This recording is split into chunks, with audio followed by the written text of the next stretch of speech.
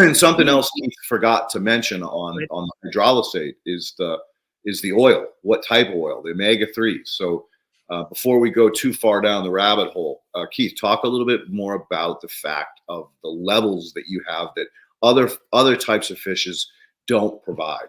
So the barramundi are very high in omega-3 fat contents.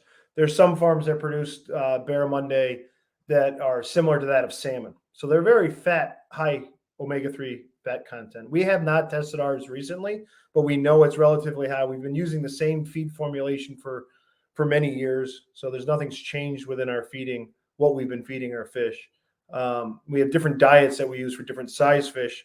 So depending on what's going into mix will depend on how much fat and oil there are. But generally it's processing stuff that coming out of our processing room or fish that don't make it to market. So they're usually large size fish, a lot of flesh.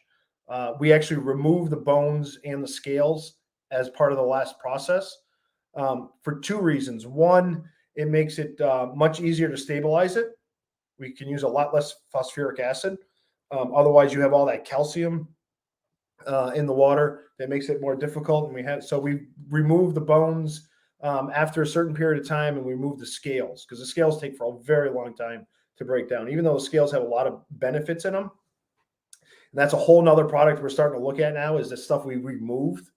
So looking at the bones and the scales, it's been interesting to see what it is. We have a couple different permaculture people that are begging to use this stuff, wanting to try and see how it would work in their systems.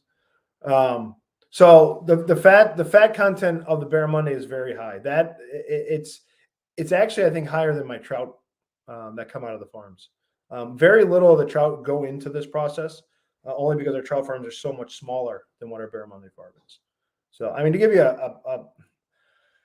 our barramundi farm takes up about 2 acres of land, but there's about just shy of 3 million gallons of water inside the building that we recirculate through filtration on average once an hour. So 72 million gallons a day is recirculated.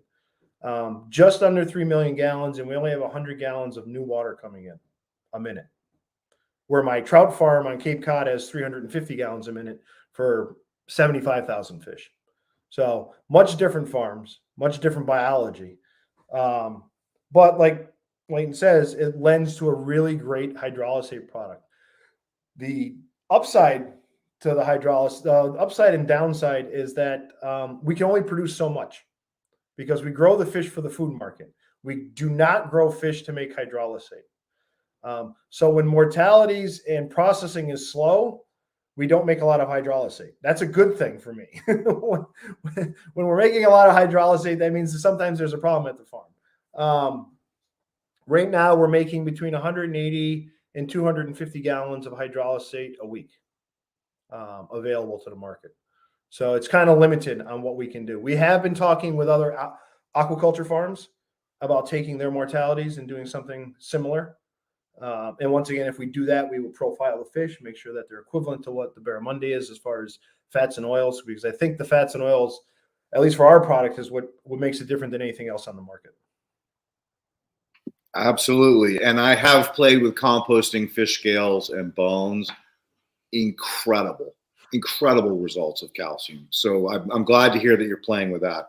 And Ab, I'm sorry, I didn't mean to interrupt you. You were going to ask something? I was going to ask you, Leighton, maybe just even to describe the process, whether you're a conventional farmer, and this might lead into more what Kyle's talking about, but let's assume you're a conventional farmer, you've been using soluble nutrients, and you want to jump to this.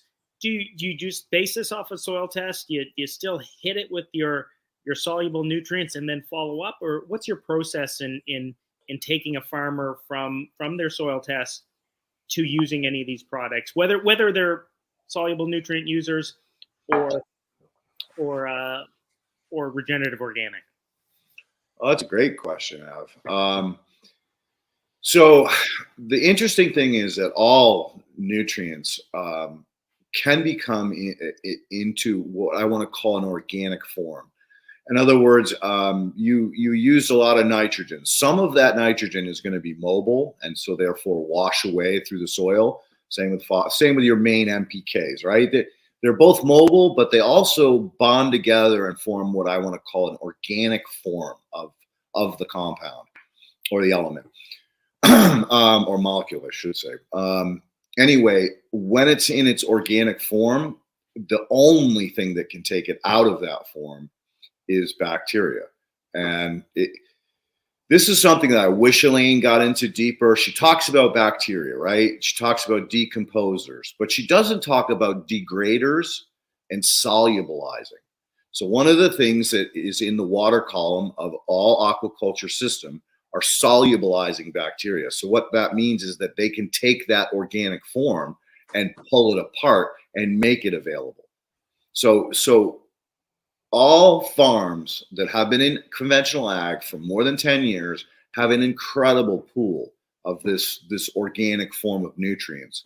So we're going to see, we've got some test data on what happened to Kyle's soil as far as what was needed or what was taken, but all the data points are pretty damn confusing. So we decided not to bring that up today, but I promise you next year at this time, we will have the data sets from 2 years, which will explain it a little bit more.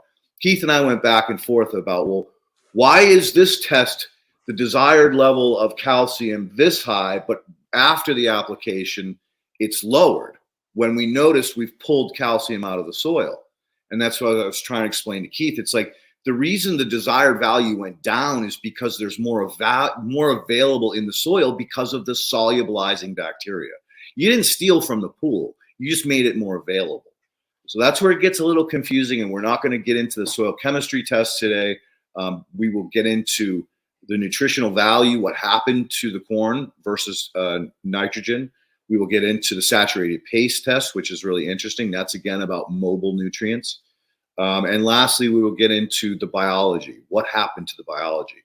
And that kind of segues right into having Ken start to pull these up so that we can really suss out the information. So I don't know, Ken, if you ready to start popping stuff up on the screen? Well, there you go. I guess that answers that question. So this is the saturated paste test. You can see the desired levels. Like, we'll just start with pH.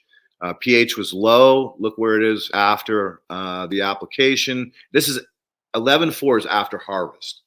All right, we have some other tests intermittently, but again, we're trying to give you the information that's important and not really bury you with this stuff.